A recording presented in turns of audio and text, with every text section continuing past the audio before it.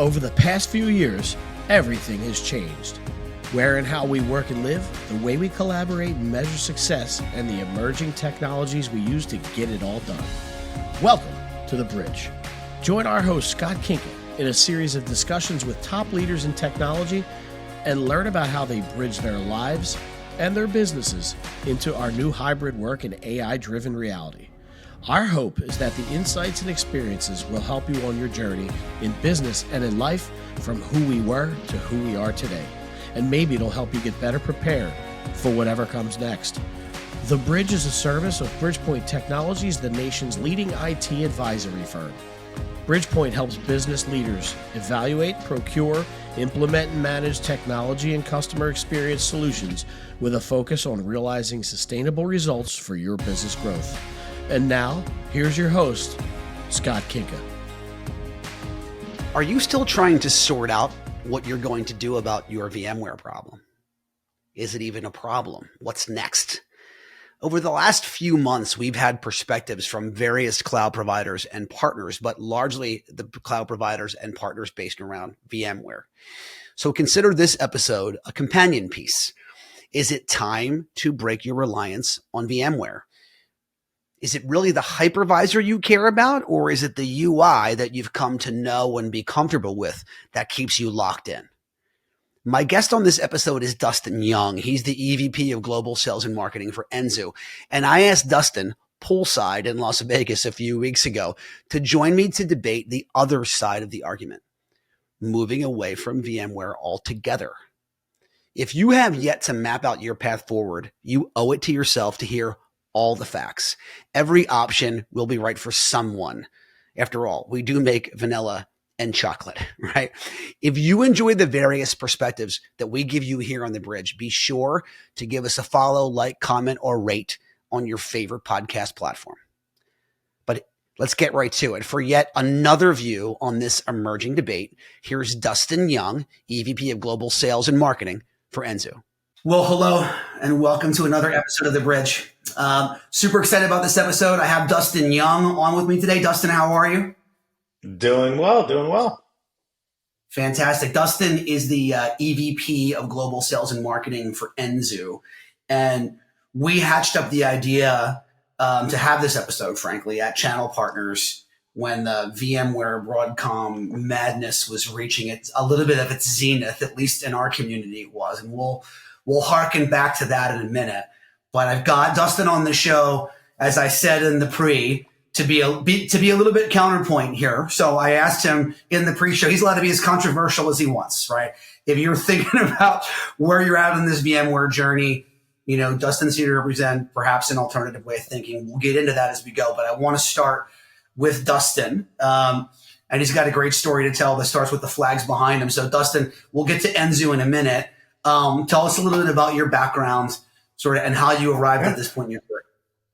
Oh man. All right. Let's see. I'll try not to take up too much time here.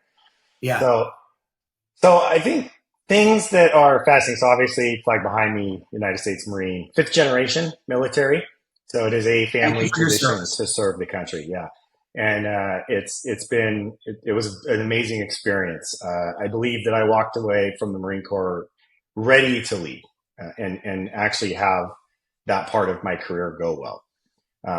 Some real key things, like a big part of my life. My son has autism. He's actually turns 21 this Friday, which is just staggering. So he's a young adult at this point. And that life advocacy, working with people with autism has been fascinating. And it's actually had a real impact on my career in many ways. Also gave me some insights to the type of person I am and how I manage people, because I started to understand what management under real stress looks like when you have a child that definitely has challenges in their life. So that's been a really fascinating component.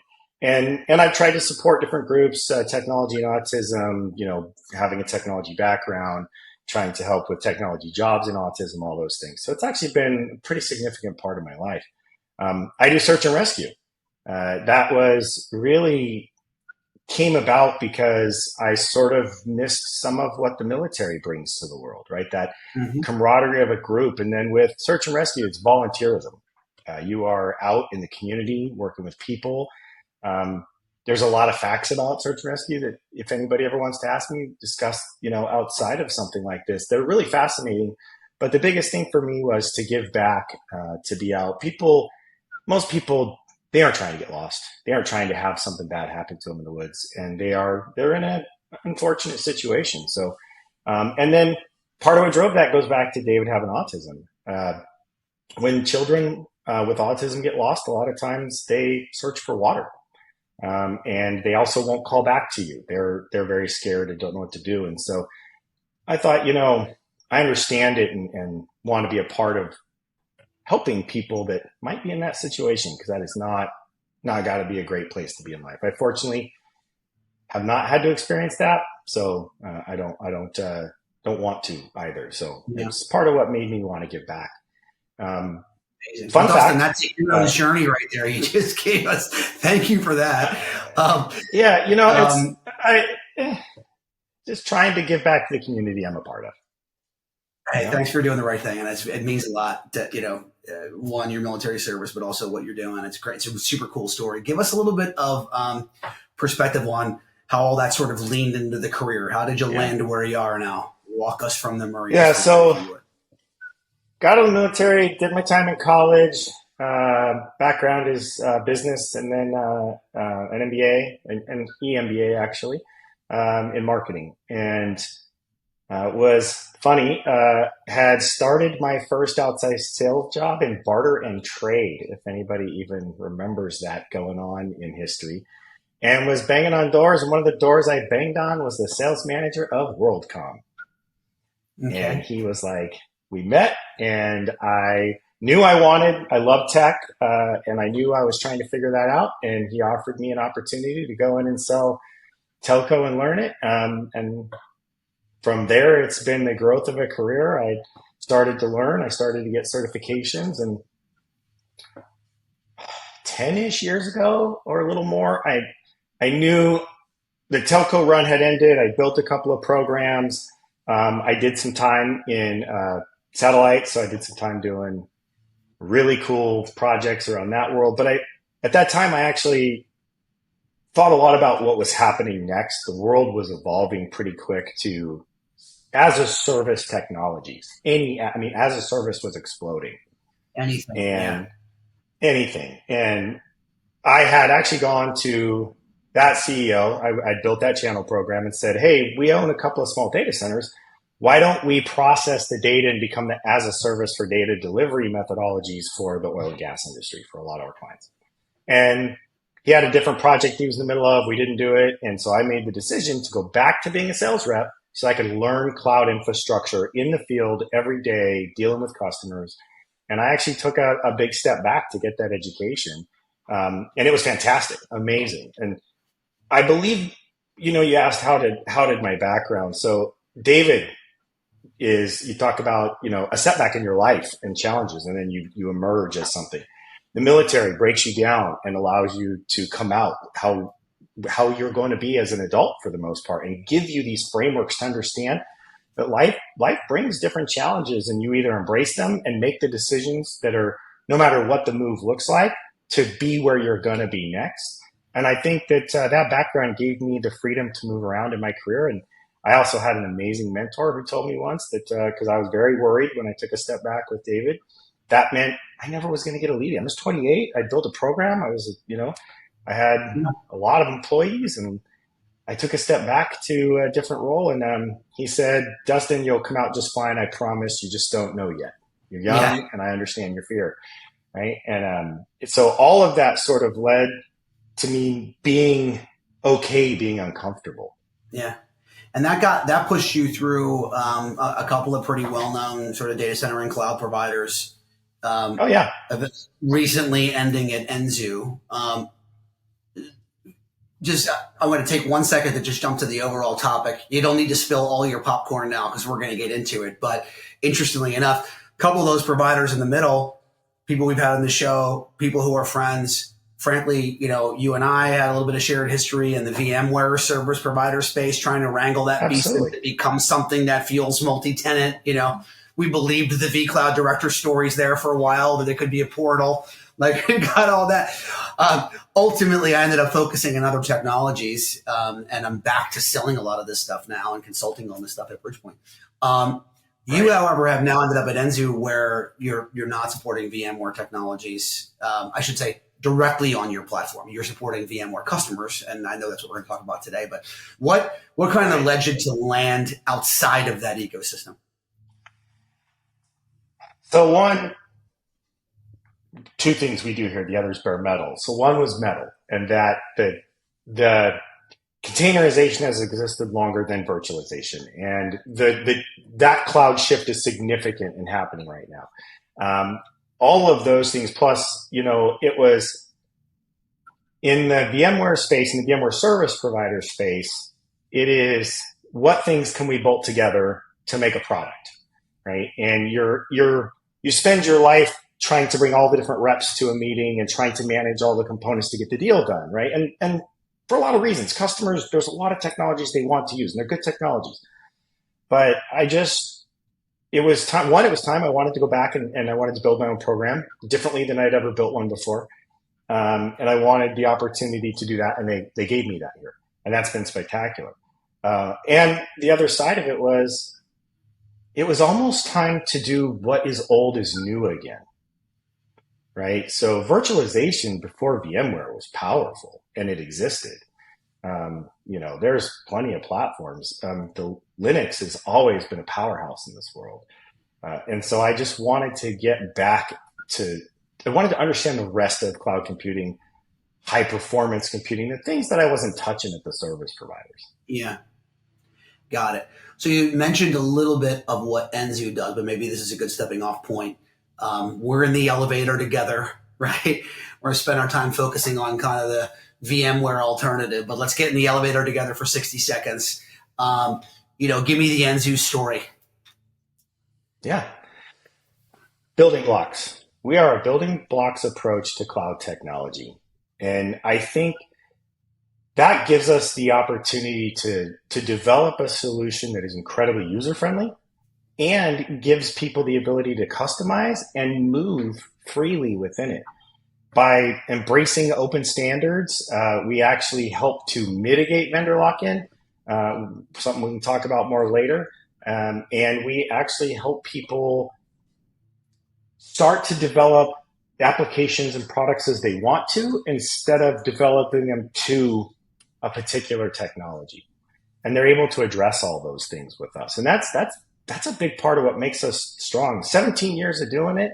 Like I said, bare metal private cloud, and very family-oriented company, and 100% U.S. owned, U.S. support. I mean, we have a knock around the sun, follow the sun model. I'll get there someday on that one. And we manage all that very, very well, but you're getting U.S. support, and you're getting a lot of the very, very technical team. Yeah. Our CEO, staggeringly technical, not something you actually see in a lot of CEOs. Got it. So bare metal private cloud. I'd say boutique's the wrong word, and customized is probably the wrong word, but let's just say flexible solutions to design hybrid and private cloud scenarios that enable people to maybe sort of get a layer below orchestration, right? That's sort of the category I'm using to sort of define the VMwares and the others, right? Get a layer below that, use the underlying tools, and build a cloud that makes sense for that end customer. Focused in the US. Get it? Did I do an okay job super simplifying that? Oversimplifying that? Absolutely. Okay. Gotcha. Yeah. So let's jump into the topic at hand. I mean, when we met a couple weeks ago at Channel Partners by the pool, you and I might have had a few less than everybody else around the pool. It was the last day of the show, right? Everybody was exhausted. But we got into this conversation because we had a couple of recent episodes that had aired around this topic. It was certainly the buzz of Las Vegas amongst the whole distribution community, because the service providers they were still shaking out like, hey, VMware just called us this. We're Premier, or we're, so we're good. And, and those are all good stories. Again, getting back to your point, like we're not taking shots at all the individual paths, but we want to make sure the customers understand all the paths, right? This was all just shaken out when we were at Channel Partners, right? And we're like, maybe it would be a good idea for us to get on and just offer a counterpoint to the idea that, where's the new home for my VMware? Maybe we answer the question, where's the new home for my workloads? A little more general, right? Yeah. And that was really what this was sort of designed, to do, right? So let me ask a high level question, one or two. First, insights on the Broadcom announcement and what it's meant for you guys. Well, it's been a game changer for us. Christmas Eve was a spectacular moment. I actually normally from Christmas Day to New Year's, I ski and I kind of take a break and try to get some free time. And I canceled most of that because I knew what had just happened. I spent 2 years educating on this. Like, listen, Broadcom has announced they're going to buy them. When it finally goes through, there will be significant changes. Broadcom. So it's a little side note. There's 2 ways to make money on Broadcom: own their stock, and whatever else they do, make sure you're ready to take out whatever happens underneath. There's a huge shift that always occurs when Broadcom buys a company. Yeah. And so, they're valid. They know what they're doing. It wasn't accidental. But I also knew it would be very significant to us because this message that I had been sharing about, they'll be transformative. And you'll have to be ready for that. And you don't know what that means yet, right? Yeah. I've been a little surprised by some of it, but for us, it's been really cool to see that education start to really emerge as, wait a minute, we need to look at how we manage our workloads and where we manage our workloads. And is this still right for us with where they're heading for a multitude of reasons, right? Cost being one. People are not real happy about the idea of bundles. We're seeing that message start to come to fruition. Like, there's all these things. And for us, it really brought to light that we are here to support customers with a really good design. Yeah. Dustin, you mentioned being surprised a minute ago. What surprised you in that? Or what surprised you in what you're hearing? So the thing that is coming, I believe, and this is something we can explore, I think is that they're going to become a hyperscaler. And their messaging is not off that mark. And they have made certain decisions, in my opinion, that say they're going to essentially do what Oracle did. Wall Street loves the message. Of course they do. Wall Street loves this message. And so I believe that for now, this is the gap where it's the fill of the gap for customers. Like, hey, you still have ways to get to us, but eventually, I think the roadmap for them is to be hyperscaler. And I believe that started when they created the model that said this group of customers only can buy through us now. Yeah. And they made that shift. And as soon as they made that shift, I started to go, well, that's not what I expected to happen first. Yeah. So that one surprised me with Broadcom. Okay. For somebody who's not, a lot of what we said makes sense to service providers. You know what I mean? Who've seen this movie a couple times, right? So for those who haven't been following along at home and are VMware customers, but really haven't watched the market in the same way that we have, because we're living in it every day. VMware's been acquired a couple of times over 20 years. What makes this any different? Everybody else, in my opinion, who has bought VMware has tried to change almost nothing and just eke it out through efficiencies, whether it's they've limited the amount of engineers who do develop. They've done all these things to just try to make it more efficient and create small profitability gains. And they've all looked a lot like, they look like house flippers, and I think some of them genuinely thought the technology would be good for them, but you can't have a hardware provider buy a software provider and have a different outcome than what happened. Because they're really about trying to bring costs down while keeping prices to the market stable. And I don't know how you do that much more than everybody else had tried. Yeah. I guess what makes it different. Broadcom's going to transform. They've done something. I mean, they announced they were doing something different where the others, you're right, they just sort of tucked it in. EBITDA play, skinny up operations. It's a portfolio thing for us, which explains why they could sell it to somebody else, right? It never really got integrated into the business at the end of the day. Broadcom's going to transform the organization into something it's never been. Makes perfect sense. And they have a history of doing that, obviously, with the other acquisitions that they've made. Correct. Dustin, you and I, we talk to customers every day, right? You're there on the service provider side.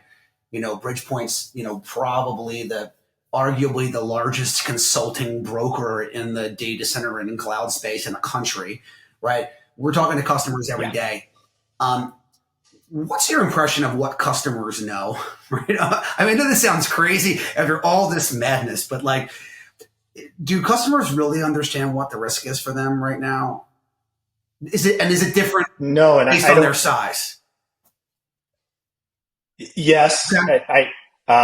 I don't know who actually knows what their risk is yet, good and bad.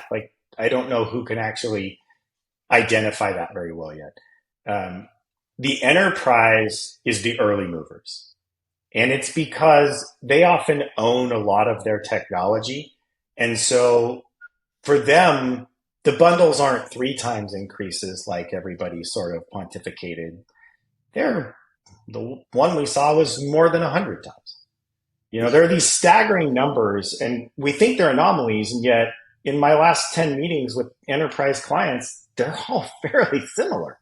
Yeah. And it's the way they've currently ingested the technology, right? And so I believe that if you're below the enterprise, because the enterprise, they're in the same fight. Perpetual licensing wasn't actually perpetual. Just ask every other time somebody told them it was perpetual. Exactly. Right? And they're in that fight because now they're being told, you have to go buy these bundles. And they're like, no, we want ESXi and that's it. We own the rest of our world. And we actually have built our entire management plane on our own. Yeah. And they were told, too bad, here's the bundle. No path for that. And so they're out there gone. They can do a lot of this. The people tax, they don't suffer the people tax because they are always innovating and driving business. They've got the people to go power through this message. Yeah. The mid-market's about to not only take a cost beating, they already are. Listen, they're taking a cost beating on power in the data center. These things exist, right? And we're seeing costs go up when normally in technology we see costs go down, right? The data center eked always downward. The cloud world kind of always eked downward. Well, for the first time, we're seeing all these cost increases in these market spaces. And the mid-market it's not like it landed on their doorstep because I believe they do buy a lot through service providers. And the service providers are you ready for this? And the little country, they're out there sharing a very protective message. No, we got it. We got our arms around it. We'll help you through. We can navigate the bundles. Listen, if they've already figured out how to navigate the bundles, I'm a monkey's uncle. I've seen the bundles, and it's just like go into Teams and decide one of your employees has to have this thing, and all the bundles are broken because you've got to go back and figure out, are you an 81 anymore? Are you an 82 anymore? What do you have to buy to make that feature work? And that's still super unknown. And the mid-market is coming into that probably between now and the next 18 months.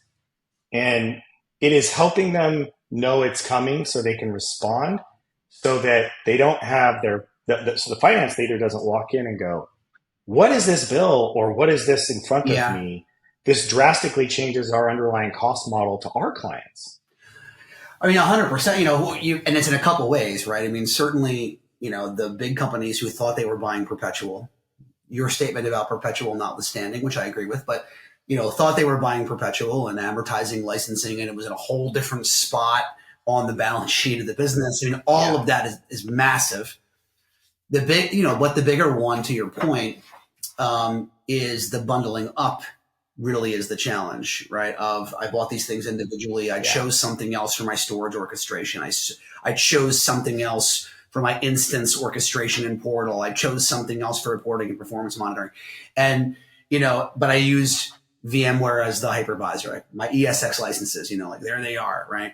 Now you got to buy that with all of these things. So, I love the people who are out there going, well, the licensing really didn't change on a per unit basis. Yeah, but VMware had something like 1,200 SKUs and now they have 30, right? So that's the thing now, I do think it's fair, and we can fight this a little bit. I do think it's fair, obviously, that service providers are buying licensing in such bulk and use it in different ways that they're going to get super creative, sort of, I've got 5 of these and 10 of these over here. And, they're playing an economics game to try to keep margins similar, right? And making commitments to customers to not raise pricing on existing, but maybe do something in the future. Like, that's the story we're hearing out there in the world right now.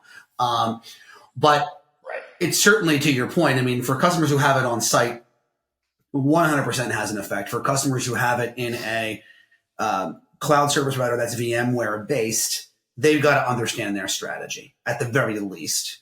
I think all of those things kind of beg the next question, which is, as a guy who's been on both sides of the aisle, you're talking to and for the sake of argument, let's just stick with this. Let's stick with the mid-market CIO for a moment, right? Is it the time, knowing they've got a staff of 4 or 5 VMware trained admins, you know what I mean? Certified admins managing their infrastructure right now. Is it time for them to think about alternatives, and why? Yeah, because their plan forward will be harder in some ways. And if they're not, again, I go back to, they'll need to consider how they respond to this. They don't want to be put in the position of reacting and the impacts of that, the implications of that. So it is a good time to start that process. And it is a good time for them to understand, start to really dig in on their service provider, on how they plan to go forward, not just manage their cost structure, but what ultimately, understanding how the bundles work. So if they want a feature, how is that going to impact them? And then the other thing is, if you are going to make a change, you need to start testing those softwares to determine how easy it is for your VMware admins to easily use a different technology. Yeah.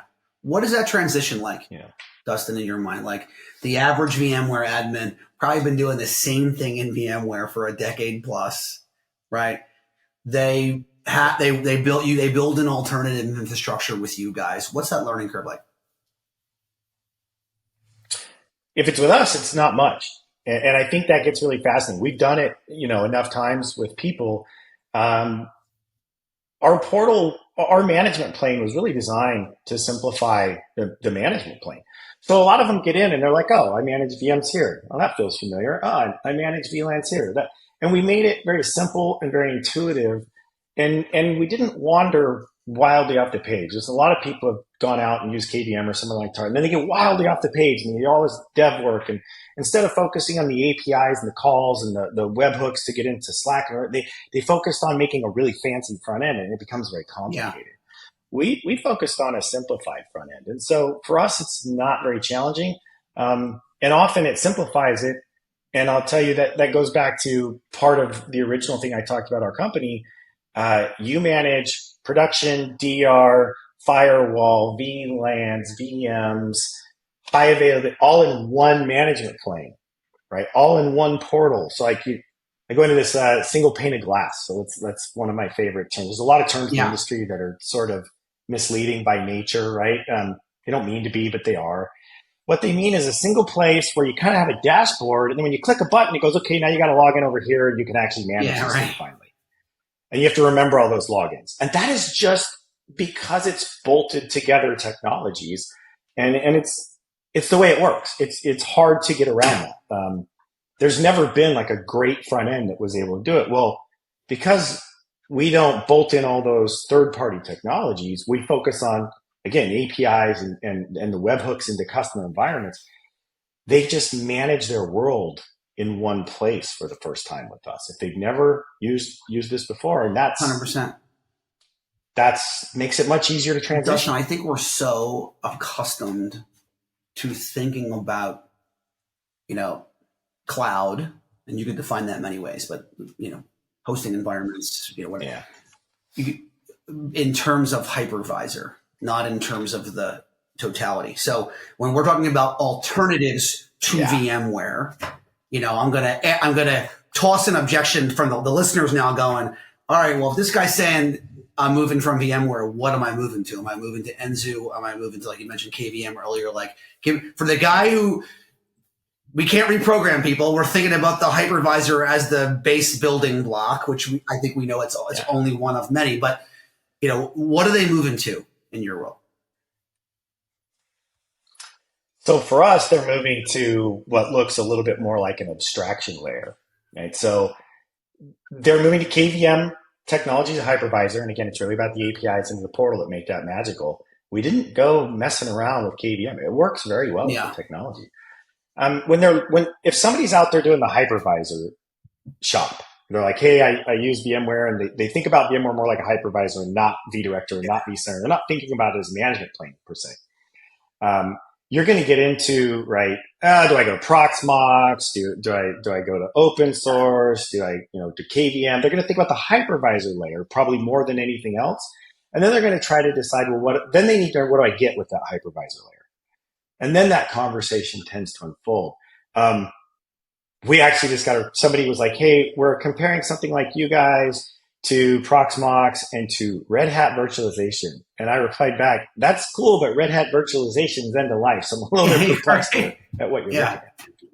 Well, I think you made a really interesting point though a minute ago, because you were like, people who think about VMware as the interface. Like at the end of the day, the virtualization of the machine is the part of the technology that the end customer really isn't interfacing with. You're picking a platform that wraps it up in a neat little box, and it is what it is, right? You're interfacing with is that orchestration layer kind of that you were talking about. That in this world is an Enzu orchestration layer with a KVM base and many other things that you've orchestrated around storage and networking and firewalling and security and all those elements. I want to make sure we get to this though. Like if I'm thinking about that transition, what am I doing? Am I picking up a VMDK and sticking it on Enzu? Like how does that work? Walk me there. Literally, yes. So we can ingest OVA, VMDK. It's because we didn't get crazy with our technology and lock it down. Right. So you can bring in all these file formats and we can ingest them very, very well. And we actually can do that work. So if somebody's like, hey, I've got a team that can manage it, but I don't really want them migrating it, we'll actually do the migration component for them, get them up and running. And then we do either a self-managed private cloud or a co-managed private cloud. So I think unlike when they're with their VMware service provider, they're paying for all these management things, even if they're still doing a lot of the work themselves. And so they're in a mostly managed world, right? Very few people are in a fully managed world because nobody's doing their applications for the most part.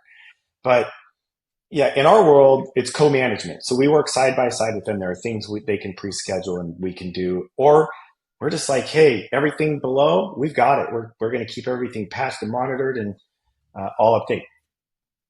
Something I'm going to jump back on when I say we're kind of like an abstraction layer, because what makes that unique is, say down the road, KVM becomes a bad tick, something goes wrong. That layer can be pulled with a hypervisor put in and no customers running smooth as the day. So by not creating a world that's so locked down to a technology, we actually are given these freedoms to move. It also means in our design, and this is a little secret sauce, but it's getting out there through the messaging. They can customize the portal, patch the portal, monitor the portal, do anything. It's their portal. So if a customer's like, hey, can I have this feature? We can build it and put it in their portal, and we don't have to update every other customer. Got it. So that abstraction or orchestration layer is living in their private cloud or on their metal.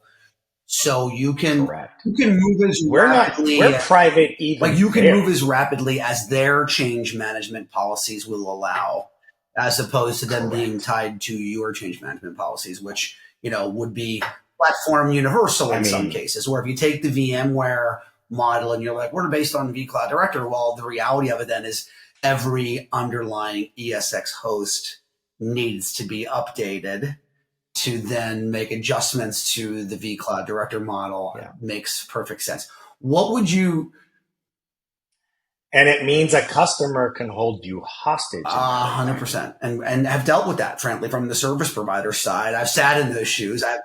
I've been on those phone calls, right? You're holding us up from progress. And then you're like, all right, can we cordon these guys off to these hosts? Well, you lose. Now getting back to trying to outrun the bundles, right? Like the value in a lot of ways when you were scaling as a service provider, a VMware environment, is your ability to not have to extract hosts and stick them off to the side. Like you wanted them in the pool, right? Because now your ratios. Correct. So there's a whole other thing there. And I'm sure there's some people who've worked at service providers who are having like, not, PTSD as I was just going through that, but we've all been there, right? What's like how you build that up. Yes. Let me throw an objection at you. We'll be a little controversial here and then we'll jump into a couple fun questions. But like what, you've mentioned lock-in and, I can pull the hypervisor out. Maybe that's actually the answer to the question. But like, I'm looking at you and I'm going, I was VMware and at least it was VMware and everybody had it. And we all had the same problem when we had it. And I got a bunch of people trained. So now I'm going to pick that up and I'm picking those VMDKs and I'm going to slide them over here and they're going to be sitting on the Enzu platform and I can take my Legos and I can build the thing I want. But then am I not locked into Enzu? Like, what's your answer to that? So I say there's no 100% freedom from vendor lock-in. And I don't actually debate, like, I don't try to say we free you from vendor lock-in from the perspective of you're using our management plane. So you are managing within that plane. And that's just the reality. It's the truth of it all. The difference is I'm not locking you in on all the rest of the technology. And I get into it. It's really fascinating. People say, oh, it's VMware. Well, AWS isn't built on VMware. So people have been working in KVM for quite some time. It's actually massive in the world, right? Like these technologies aren't a secret. And when I talked earlier, like a little bit about philosophical alignment, right? So one of the reasons we didn't try to make big alterations and then lock people down, you think about, listen, AWS, amazing technology, right? There's all these really cool technologies out there.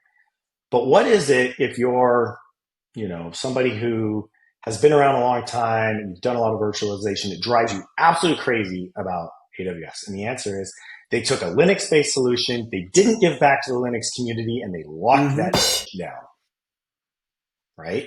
And that drives people crazy. Well, we are the opposite approach of that. We understand. We give back to the community. We participate in all of that. We didn't lock it down. We didn't try to manipulate a great technology. We participate in Reddit communications. All of these things, right, are out there.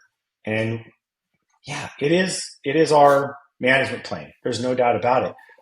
But we also give you third-party webhooks into all these other tools. So quite frankly, you can sort of manage, but ultimately, but the bottom line is you're creating the customer assets are still standards-based assets at the end of the day. And I think you mentioned in our pre-call. Correct.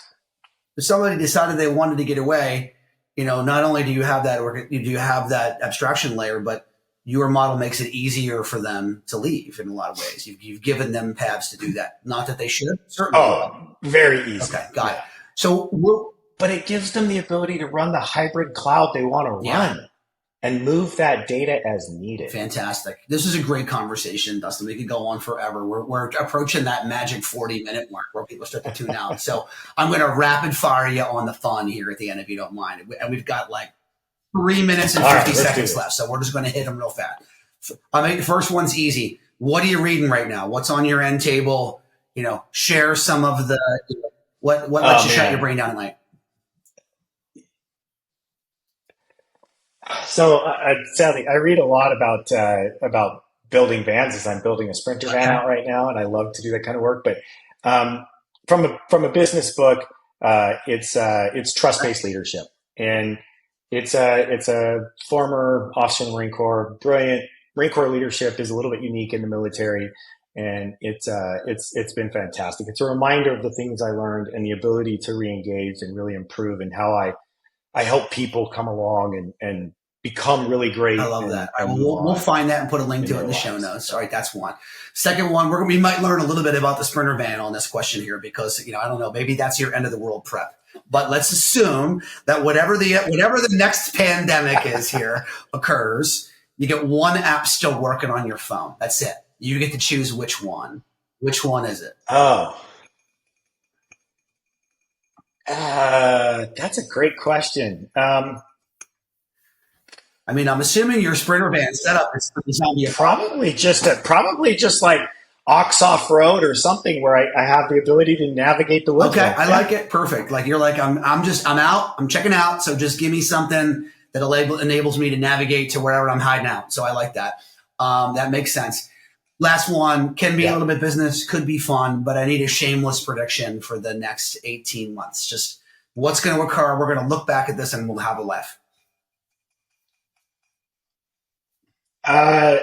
Broadcom finally announces the hyperscale. Yeah, you dropped that early on, and it sets a little panic off. I did. It's an interesting thought. Yeah, and it's because it's an interesting thought. I guess that was always, Dustin. We dealt with that. We dealt with that in the VMware service provider community a couple times, right? Like, where are you? They started it, and then they're like, I've in many ways said the same thing. I did it on the Cisco side, where with BroadSoft and things of that nature. Like, are you our competitor? Are you our friend? What are we? I generally find that software companies make crappy service providers. I'll just say that. Like, that's historically that's my. But I think that's what Broadcom shifting. I think they're ending them as a software We will company. find out, and we'll come back and look. If it does happen, here's my commitment to you, as this was your prediction. If it happens before 18 months, that's just the next episode we do. I will literally have you on that week, and we'll have an episode just talking about that. Awesome. And we're at 39 minutes, so that's also perfect. We're going to come underneath this. Dustin, this was as fun as I knew it was going to be. Thanks for joining us here on the bridge. Dustin Young is the EVP of Global Sales and Marketing at Enzu. Took the counterpoint for us, and we'll attach these episodes together around the VMware and Broadcom story. Dustin, thanks so much for being a guest here on the bridge. Listen, if you made it this far, there must have been some good content, or you're just a fan or a relative of mine. In either case, we appreciate you spending your most valuable asset with us, your time. We don't take that lightly. We'd also like to say one more time that we're appreciative of Bridgepoint Technologies and their belief and sponsorship of this show. We hope that if you or someone you know is thinking about your company's digital transformation, or simply the next IT project that you may not have the resources, budget, or time to get to, I'm sure that Bridgepoint, one of the country's fastest growing technology advisory and procurement firms, can help. Check out bridgepointtechnologies.com. Don't forget the E on Bridgepoint, or simply reach out to me at Skinka, SKINKA, at bpt3.net. Also take a minute, please, if you would, to give us a 5-star review on your favorite platform. It helps give us the visibility to reach other people like you. Thanks for listening to this episode of The Bridge. I'm Scott Kinka, and until next time, there's a lot of noise out there in business and in life. Do what you can to be the signal. Thanks.